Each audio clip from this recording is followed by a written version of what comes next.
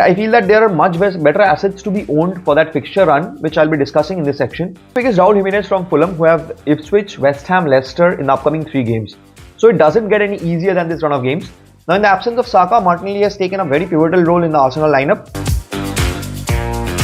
Hey guys, welcome back to another video from the Football Herd. Hope you're doing wonderfully well. So this is a weekly watchlist video that I do each game week. In this one, I'll be covering the best assets to buy for game week 20 and onwards. I'll be talking about 9 players, 3 from each of midfielder, defender and attacker. I'll be also showcasing the best Cunha replacement along with the best wildcard draft for game week 20 and how my team did in game week 19. So there's a lot of things to cover, and if you do like this video, please do drop a like and subscribe to my channel. That means a lot to me. So without delaying any further, let's get started. In game week 19, my team fetched 89 points and my current overall rank stands at 415k. Overall, it was a very decent game week in my opinion, where Henderson gave me a couple of points in goal since Crystal Palace were unable to keep a clean sheet. My defenders made it big this week with Lewis Hall registering full 3 bonus points after an impressive display again against United with an assist and a clean sheet, hauling 12 points. And Robinson also got an assist, but since they conceded a goal, that's why he gave me 4 points. And since Chelsea were thrashed by Ipswich by 2-0 margin, Colville gave me 0.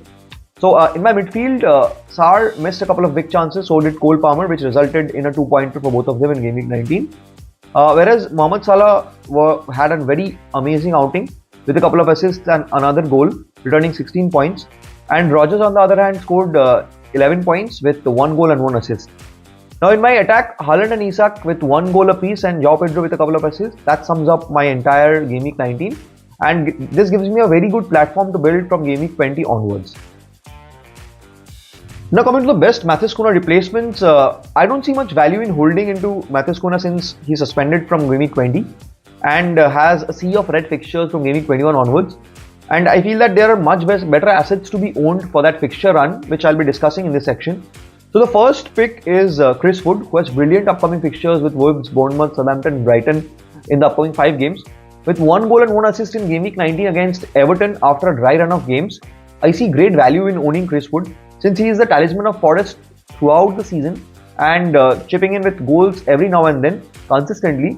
It has pushed Forest up to the number 2 spot in the Premier League table, and I believe that Chris Wood is very fundamental to whatever Forest do. So he is nailed in my first slot in the Cunha replacement. Now coming to pick is Raul Jimenez from Fulham, who have Ipswich, West Ham, Leicester in the upcoming 3 games. So it doesn't get any easier than this run of games. And having nailed his starting spot in the squad, Raul Jimenez has already scored 6 goals and 2 assists. So he is my second favorite Cunha replacement. Now coming to the third player, that's none other than Alexander Isak. Now if you already have both Chris Wood and Raul in your team, then I would recommend owning Isak without any doubt. Also, if you have the funds to upgrade, since Isak is 2 million costly than Cunha. Now Isak is in breathtaking form and is scoring goals at will. And he has already scored 8 goals and 2 assists in the last 6 games, so you can well understand the kind of form that he is in. So to sum it up, these are the best 3 Cunha replacements in my opinion. If you have the funds, go for Isak, and if you do not have that much of fun, then opt for someone like Chris Wood, and if you already have Chris Wood, then opt for someone like Raul Jimenez. Defensive watchlist, the first player that I have is Ola Aina. Now Ola Aina has already scored 1 goal from 3 shots and he has an XGI of 0.6 and his expected points were around 21.35, but in the last 6 game weeks he's already scored 33 points. And Forest has kept back-to-back 3 clean sheets, and the upcoming run of games that they have like Wolves, Liverpool, Southampton, Bournemouth and Brighton, and followed by Fulham. I believe that this is a very good run of 6 to 7 games, and in his price bracket, he is one of the nailed defensive players that I have in my watch list. Now coming to the next player that I have is none other than Trent Alexander-Arnold. Now Trent is also in breathtaking form in my opinion, and he is justifying his price with the 15-point haul in the last game week. He has already got 1 goal from 5 shots and created 6 big chances with an XGI of 1.6, and he leads the number when we talk about the expected goals involvement among all the defenders. And he's also expected goals involvement among the team is 21%, which is massive in my opinion. and he has scored 28 points in the last six game weeks, which is not much. But I believe that the kind of fixtures that Liverpool have, starting with United, then Forest, then Brentford, then Ipswich, Bournemouth, and Wolves. Now till game week 25, I believe that they have an insane run of games, and doubling up or tripling up on Liverpool assets is a must. Now coming to my third player in defensive watch list is none other than Gabriel. Now Gabriel is unable to score any goals in the last 6 game weeks. He's already created one big chance with an XGI of 1.1, and he has contributed 21 points. And I believe that he is the most important and nailed defender from Arsenal to own, apart from Saliba, because Saliba and Gabriel will never be rotated as much as the injuries are concerned. If they're injured, then only they will be rested. Other than that, I believe that Arteta will never chop and change with the centre backs. And the attacking prowess that Arsenal possess in the set pieces is immense, and we have seen Gabriel performing tremendously well from those corners and those free kicks and from any set pieces. So in my opinion, if you have the funds, then having either of Trent and Gabriel is a must right now. So to start with the midfielders watch list, now Luis Diaz is the first player that I'm talking about. Now Luis Diaz has already scored 3 goals from 15 shots. I know he has been rotated of late due to the fixture congestion, but having said that, Liverpool do not have that kind of fixture congestion to come up with in the upcoming 6 to 7 game weeks. So I believe that Luis Diaz is quite nailed, and he has already contributed to an XGI of 2.1, which I believe that is insane. And he's also taking some central positions when we talk about the absence of Darwin Núñez and they're playing a false 9, and someone like Mohamed Salah and Luis Diaz are alternating and filling that slot. And we also see that Gakpo is in brilliant form, so that also enhances the ability of Luis Diaz to start as a false 9 and not only as a left winger. Now he has already scored 24 points in the last 6 game weeks, and I believe that he will be nailed in the long term, and the kind of fixtures that Liverpool have in the sea of green that I was just talking about.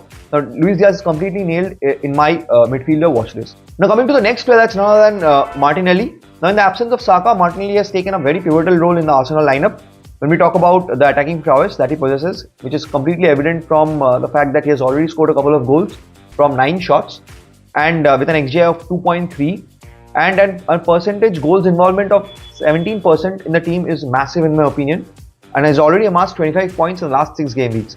So Martinelli is also a very fundamental and pivotal player for Arsenal, so he takes a number 2 slot in my watch list for the midfielders. Now Anthony Gordon is the third player in my midfielder watch list, who is in scintillating form for Newcastle and has already scored a couple of goals from 16 shots and created 2 big chances in the last 6 game weeks. He's also amassed an XGI of 3.4 and has a percentage goals involvement for 28%. Now you can well imagine that he's responsible for more than 1/4 of the goal involvement for Newcastle. So he's a very important asset for Newcastle in my opinion. And the kind of fixtures that Newcastle have is also tremendous and glorious in my opinion.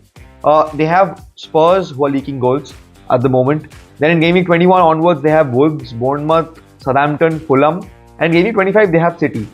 So in my opinion, these are a very good run of games for owning someone like Anthony Gordon. And if you do have the funds to spread in midfield, then I will be very highly recommending Anthony Gordon to you guys. To start the attacking watch list, the first player that I'll talk about is Alexander Isak from Newcastle. Now Isak is in breathtaking form with 8 goals from 21 shots and created 5 big chances with an XGI of massive 6.9.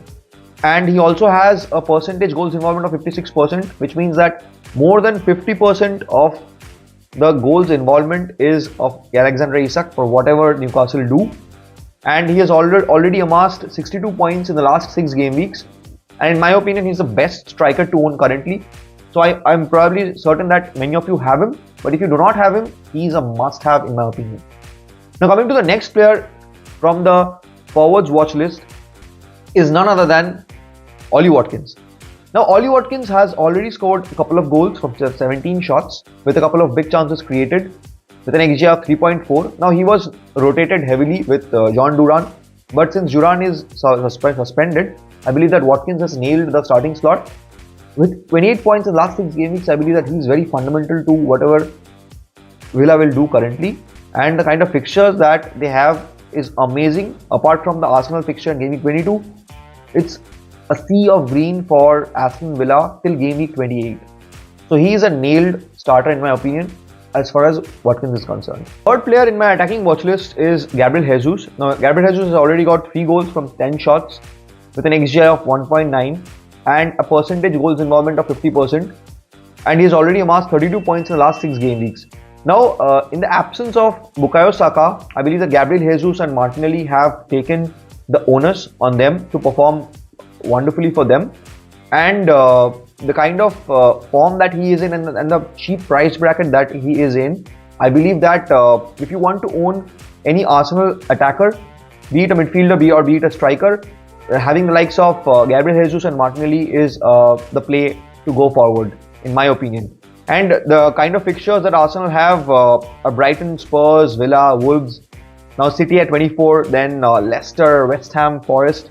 Now all of them are very good fixtures in my opinion, apart from the City game and the Forest game till game week 27, because I believe that Villa play high line, so 22 is easy. Then 21 Spurs, they leak a lot of goals, and 20 they play Brighton, so that is also an easy fixture. So in my opinion, having a couple of Arsenal assets, one defender and either one of a midfielder and attacker is the play from game week 20 onwards. Already have the wildcard available, the second wildcard available. So if you're willing to fix your team and for doing that you need to take a -12 or -16 hit, then I will recommend using the wildcard chip in game week 20. So I've prepared a draft accordingly, and do let me know how you feel about this draft. So in this one I've opted for Sells as my goalkeeper, since Forest have looked pretty solid at the back and kept 3 back-to-back clean sheets and are looking very solid, just like I mentioned. And with Wolves fixture in game week 20, Sells looks nailed in my wildcard draft. And my defense comprises of a back 3 or back 4 of Lewis Hall, Robinson, Gabriel and Cunha, followed by Howard Bellis. Now Howard Bellis will be mostly utilized as a benching asset. Now coming to the midfield, in midfield I have starting 4 or 5 of Mohamed Salah, Cole Palmer, Ismail Assar, Rogers and Chaudhary. Now I'll be starting 3 or 4 assets from this 5. Now Salah, Palmer and Rogers looks nailed, since Rogers is not available for this game week, so Rogers will be benched. And apart from that, Salah, Palmer, Sarr and Rogers are the template to go for. And in my forward, I have opted for Isak, Joao Pedro and Haaland. Now since I am not willing to do away with Haaland as of now, that's why I am quite leaning towards having cheap assets in my midfield like Sarr, Rogers and Chaudhary. So the moment that I feel that Haaland is no longer required in my team, so as you can see in this wildcard draft, I will be dropping Haaland and utilizing the funds in upgrading someone like Sarr to a Gordon, or a Chaudhary to a much more nailed starter like Bowen, right? And I'll be also looking to upgrade one of my defenders to Trent also. So I'll be, I'm quite willing to give Haaland a couple of more game weeks, because he has West Ham, Brentford, Ipswich upcoming. So till game week 22, I will be looking to keep Haaland, and if he is unable to perform in these 3 game weeks, then I'll transfer him out and upgrade my team accordingly. So I'll be having enough free transfers for transferring out Haaland in game week 23. So that is the plan. So do let me know how you feel about this draft. That's it guys, that was all about the Game Week 20 watch list video. If you have liked this video, please do drop a like and subscribe to my channel. If you have any questions, please do drop them below. I'll be very happy to answer them for you. And make sure you subscribe to my Twitter as well, where I post the final team before the deadline. And all the best for Game Week 20, and I'll catch you guys in the next one.